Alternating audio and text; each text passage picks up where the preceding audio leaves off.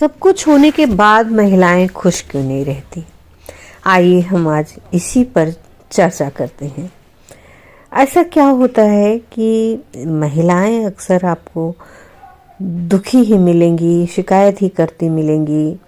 बहुत सारी मनोवैज्ञानिक अध्ययन बताते हैं कि महिलाओं की डिफ़ॉल्ट सेटिंग ऐसी बन जाती है कि वे लंबे समय तक खुश ही नहीं रह पाती हैं। खुशी के क्षण आते भी हैं तो दिमाग खुद ही कुछ समस्याएं, परिस्थितियां गढ़ लेता है और जो उन खुशियों को पल में ख़त्म कर देता है।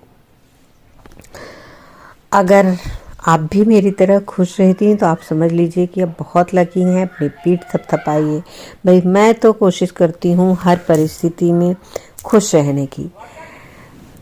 मैं ये मंत्र आपको एकदम अंत में बताऊंगी। आप वीडियो के अंत तक ज़रूर बने रहिए कि कैसे खुश रहा जा सकता है। तो मेरे बताने से, मेरे इस वीडियो से हो सकता है कि आपको अपनी उदासी की जड़ मिल जाए, कारण मिल जाए और आप खुश रह सकें। आइए जानते हैं।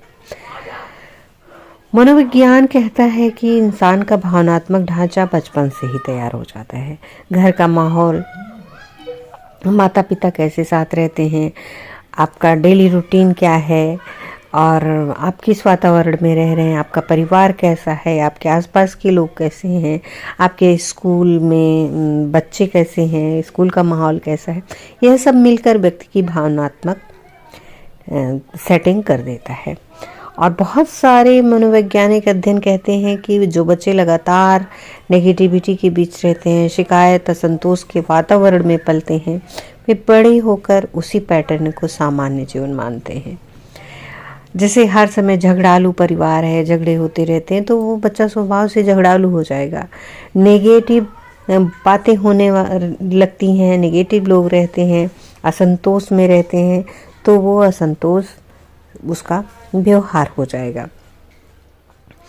इसी तरह से चोरी, लालच, झूठ, ये सब चीज़ें बचपन से ही स्वभाव में आ जाती हैं और ऐसे परिवारों में पले बड़े बच्चे खुश नहीं रह पाते क्योंकि उन्होंने खुशी को कभी स्थायी अवस्था के रूप में देखा ही नहीं।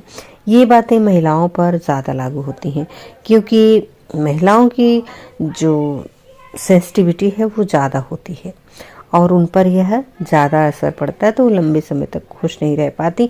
वैसे भी हमारे समाज में आज भी महिलाओं के साथ तो दोयम दर्जे का व्यवहार होता है, अभी भी होता है, बहुत सारे घरों में होता है बच्चियों के साथ।